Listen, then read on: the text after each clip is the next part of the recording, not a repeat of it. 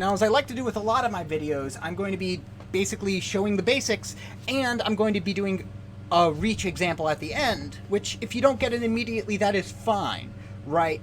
But it's but I would feel remiss if I did not at least expose you to some idea, right? So we can take a look at, so we're going to look at how indices work with regards to Python, just like we did in the last video, right, where we talked about indices and the subscript notation. So let's go ahead and create our string.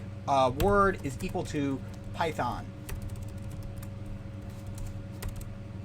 Okay, and so, right, and I can, if you're just starting out, then sometimes you might find it useful to actually write out these indices, 0, 1, 2, 3, 4, 5, right? And note, by the way, that they line up perfectly well because I am using that wonderful feature called a monospaced font where everything is the same width that I type. This is part of the reason why I advocate so strongly for a monospaced font. It lines up very, very well. All right, so with that nerditry aside, I'm going to print out word 0, right? Word 0. So this gives me index 0 of the word, right? Index, right? To review, every single letter in a string and every single item in a list is stored at an index. So I can access those individually by saying, hey, give me this give me whatever is at, or retrieve whatever at this location. So we are going to go ahead and run. And we will see we have that it will give me P. The thing at index 0 is P. Remember, computer scientists count weird? Kind of, actually. It makes a lot of sense when we do our mathematical operations later. So our first thing starts with 0. You might find yourself calling it the 0th thing just to be useful. So, or to make more sense. Print word. If I were to say, now, x is equal to 3. If I were to print out word x, I can totally put a variable in there, right? Then I should be able to, let's run without debugging, Control F5. So we get P and we get H. H is what index is what's at index 3. All right. Now let's go ahead and take a look at something that you'll find standard in most programming languages, which is this. What if I print out word 9? So let's go ahead. This is what we will call this is one of those many runtime errors. We get to line 5, we print out what's at index 0. Get to line 6, word at location X. We print that out. What's X? It's 3. So we print out index 3, that's H. Print out index 9. We get this error down at the bottom saying, hey, this is the line 7 where your error is. Index error, string index out of range. So it's saying it's an index for a string and it's out of range. You will get all this error in all the time in all sorts of programming languages.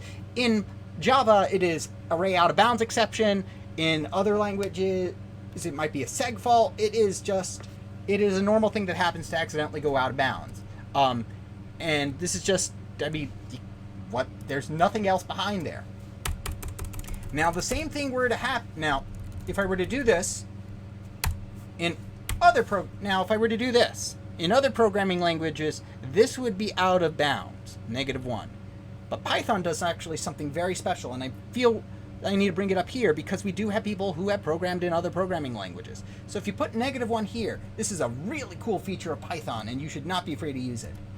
Can you guess? Can you pause the video and guess what the output of -1 will be? Why didn't you pause the video? Come on, that's the entire point. Okay, fine, I'll just tell you. It is n. -1 gives you the last item in a sequence. -2 will give you the second to last, so it will print out O. So essentially it goes backwards. There's no -0. For those of you who are asking why don't we do -0, it's the same thing, right? So -1 is kind of it's this useful feature for going backwards. It makes it's a nice feature. All right, now as we were going on, we mentioned indexing in lists work the same same way. So let's go ahead and create a vector of numbers. Right? A vector is something with both magnitude and direction, but in our case over here, it is just simply a list of numbers. 1, negative 3.5. And let's go ahead and do 17 and 13. Right? We can mix. So one thing you can do with lists is that you can mix types. Notice that I used floats and integers in here. So let's go ahead and print vector 0 will give me the item at index 0, which is 1. Right? Notice. So this is the reason why I often don't use numbers, because it can get confusing. Index 2 is going to give me 17. It's the third item in the list, the item index 2 in the list. So let's go ahead and take a look at now a list of, say, things like, let's go back to our example that we used earlier, shopping list, which is Apple. Ooh, what was that I did? That was cool. Oh, sweet. That is really cool. Shopping. Apple. I'm not really sure what it is, but I'm going to have to look. But it seems like I ran a single line by just pressing Shift-Enter, which is pretty cool. I will have to keep that in mind as a teaching tool. So many things I figured out by accidentally typing badly, so don't feel bad when you do it. Again, the problem with banana isn't knowing how to spell banana, it's how to know how to stop spelling it. So, cucumber. And durian, the hardy king of fruits. Actually, durians smell like god-awful.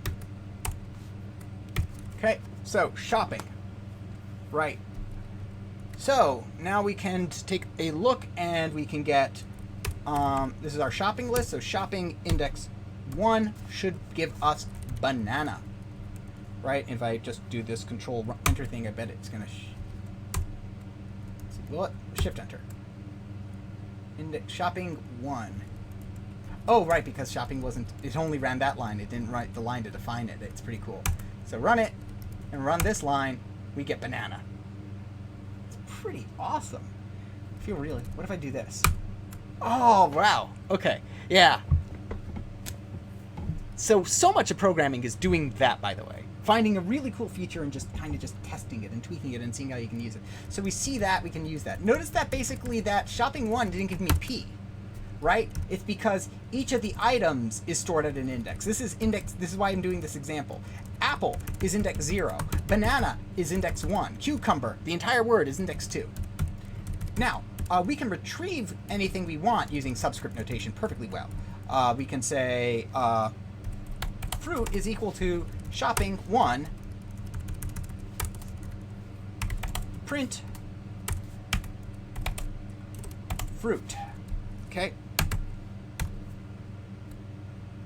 Banana.